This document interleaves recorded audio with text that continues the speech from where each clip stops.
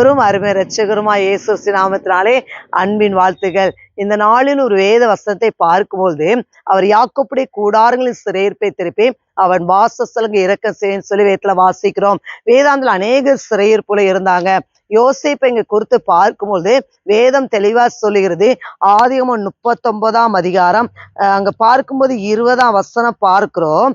யோசேப்பின் எஜமான் அவனை பிடித்து ராஜாவின் கட்டளையால் காவலில் வைக்கப்பட்ட இருக்கும் சிறைச்சாலையில் அவனை ஒப்புவித்தான்.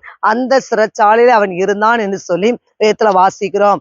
அவனை யோசேப்பு பொய் குற்றம் சாட்டப்பட்டு போத்திபாரின் மனைவியின் மூலமாய் பொய் குற்றம் சாட்டப்பட்டு சிறைச்சாலையில் இருந்தார். அங்க சிறைச்சாலையில் கர்த்தர் யோசேப்போடு கூட இருந்தார். ஏன்னா யோசேப்பு அவன் பாவத்துக்கு விலை கொடுக்கிற மனுஷனாய் இருந்தான். அந்த சிறைச்சாலையில அங்க யோசேப்பு உடைக்கப்பட்டு உருவாக்கப்படுகிறார். அப்படின்னா இன்றைக்கு ஏன் எனக்கு இந்த சிறையிருப்புன்னு சொல்லி நீங்க நினைக்கலாம். ஆண்டவர் இந்த நாளில உங்களை சில காரியங்கள்ல அவர் உடைத்து உருவாக்குற தேவனாய் இருக்கிறார். அதனால யோசேப்புக்கு என்ன செய்ய அவர் தயவு பாராட்டினார். அங்கு பார்க்கும்போது கர்த்தர் அவனோடு கூட இருந்தபடினால் அவன் எதை செய்தான கர்த்தர் அதை வாய்க்க பண்ணினார். அப்படின்னா உங்களுடைய சிறையிருப்புகளை மாற்றி நீங்க எதை செய்கிறீங்களோ அந்த காரியத்தை அவர் என்ன செய்வார், வாய்க்க பண்ணுவார். எனவே கர்த்தர் தாமே உங்களை ஆசீர்வதிப்பாராக. ஆமென்.